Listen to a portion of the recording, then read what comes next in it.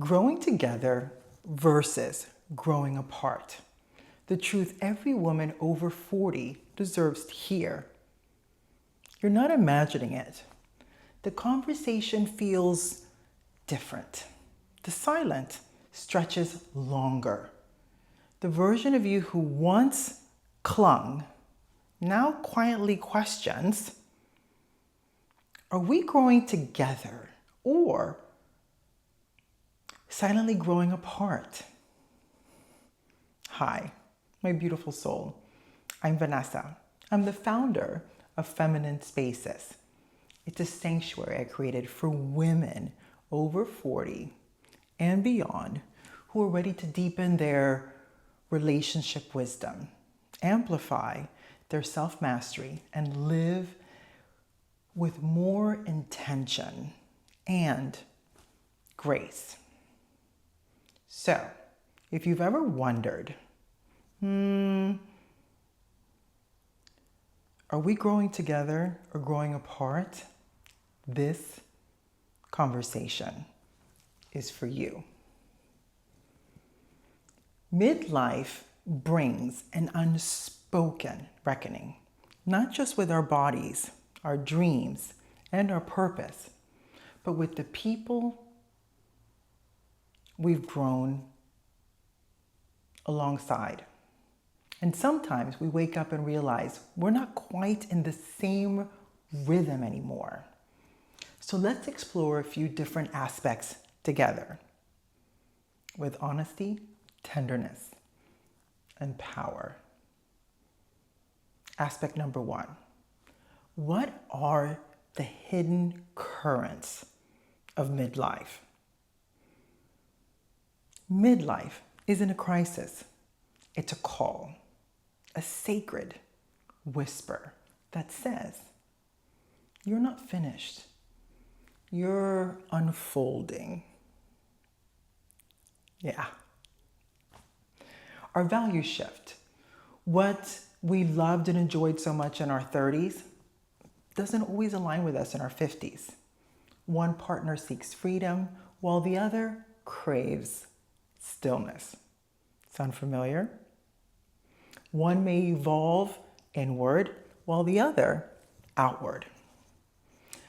Psychologically, we call this developmental individuation, the natural need to reclaim parts of ourselves we may have sacrificed for our family, our careers, or identity.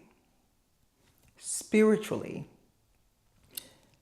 it's the call to awaken, to reorient to your soul's north. But here's what most of us don't realize. Growth doesn't always mean separation, but it always demands recalibration. A way to deepen awareness. As you begin to see yourself clearly, you naturally start to recognize what aligns with your deepest truth. Oof, I think that started for me about 48. Okay. Next aspect is to think about growing together. What does growing together really mean? Which leads me into 48, when I started thinking about this.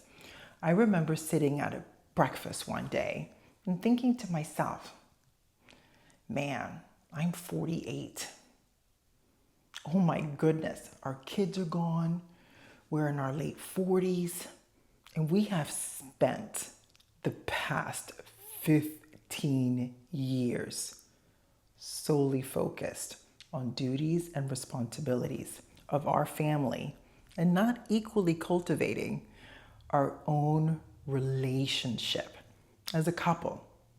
I gotta tell you, I got a little scared about our relationship as so many of the people around us were divorcing because they just grew apart. And then I realized, oh my God, Vanessa, growing together doesn't mean staying the same. It means learning how to re-meet each other at every stage of our life. So here's a little psychological insight. Neuroscience tells us our brains are constantly remapping our identity through our habits, stories, and relationships. But when couples or friends stop sharing those internal updates, connection does fade.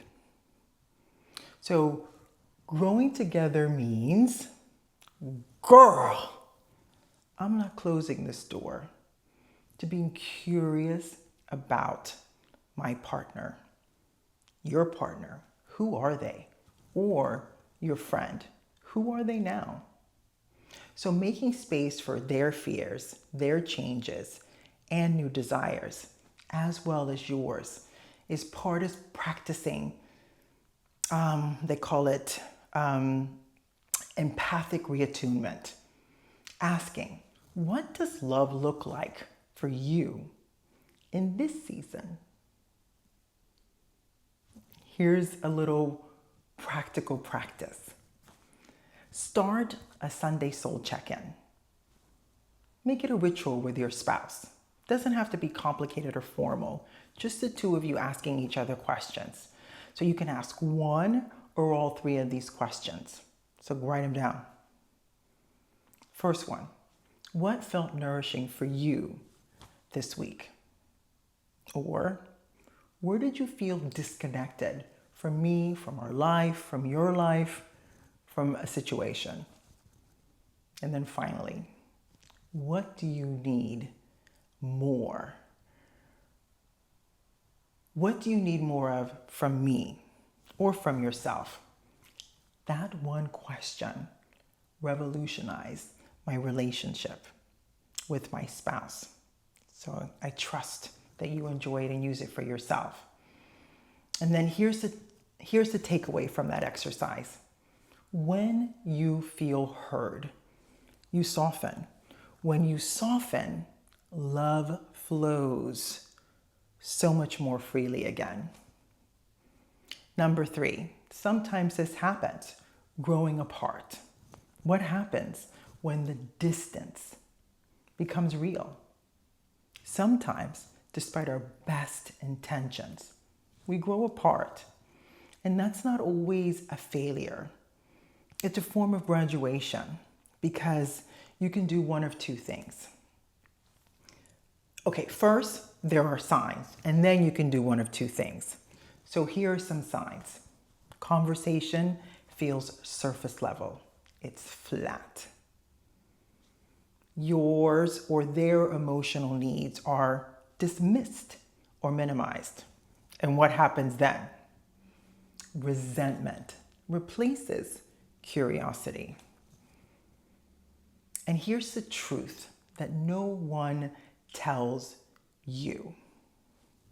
Sometimes the most loving thing that we can do is to bless the distance, to acknowledge that a chapter has ended and a new one is being written. And here's a little bit of a spiritual insight. All relationships are teachers.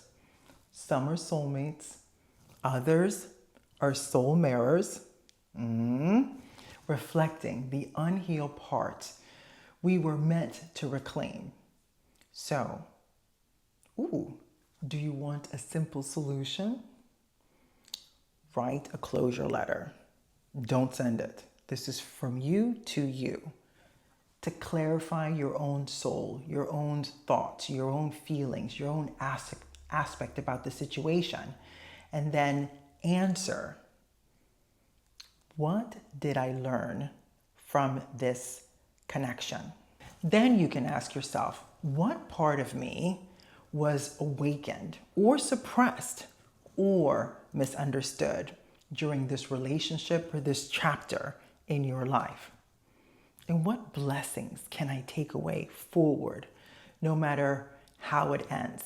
And it's really important because it helps you reassess yourself before you jump into anything else. So the takeaway here is that you are allowed to change. You are allowed to release. And you are allowed to begin again. Because all the topics that we discuss here on Feminine Spaces are about you knowing you are the beginning and end of your life. Then it's the spouse. Then it's the children. Then it's the family. Then it's your friends. It's up to you to acknowledge something is not working and correct it in your life. I shared with you quite a few self-reflective questions before this to increase awareness around you and your relationship, which leads us into number 4. Okay, the mirror of self-responsibility. Whether we grow together or apart, our greatest relationship is always the one we have with ourselves. Midlife, ask, are you abandoning yourself to maintain connection? Or are you choosing yourself to create connections rooted in your truth? Here's a little psychological insight. The concept of differentiation in relationships teaches us that closeness is sustainable only when we are fully ourselves. Because have you been in relationships where you pretend to be somebody else to get them and then you figure out this doesn't work? Ooh, let's learn a simple practice, a mirror check-in, something that helps you increase your self-awareness. So each morning, look at yourself in the eyes and ask, what do I need from me today? And then give it to yourself without apology. Because when you choose yourself, you teach others how to love the real you. So, finally, aspect number 5, a conscious connection in action. Okay, how do I put this? Okay, let's get practical.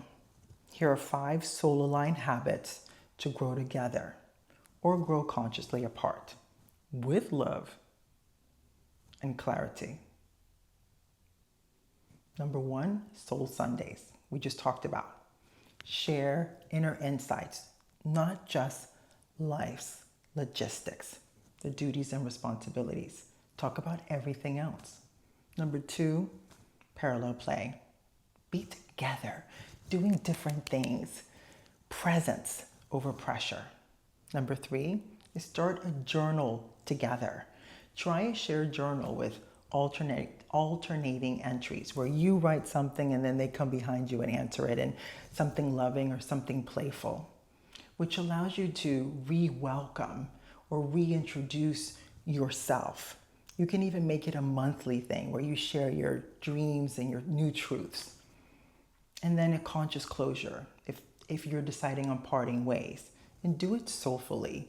Grieve what was and bless what's next. These small rituals create lasting intimacy. Repetition builds connection. Connection builds trust. My love, midlife is not the end of intimacy. It's the beginning of authenticity. Whether you're growing together or walking a new path, trust that your soul knows the way. Thank you. Thank you for spending time with me, because I know you could be anywhere else, but you chose to be here with me in Feminine Spaces. because this is your sanctuary for self-discovery, soulful connections, and conscious living. So if today's video shared something or stirred something in your spirit, let it be more than an inspiration. Let it be a gentle invitation back to yourself. Be sure to subscribe. Share this with a sister who needs it, because we all need this insight. And leave a comment below, because I love to hear from you. And remember, you're not too late, not too much, and never too far gone. Here in Feminine Spaces, we rise in beauty, truth, and grace together. Until next time, stay soft, stay rooted, and stay sovereign.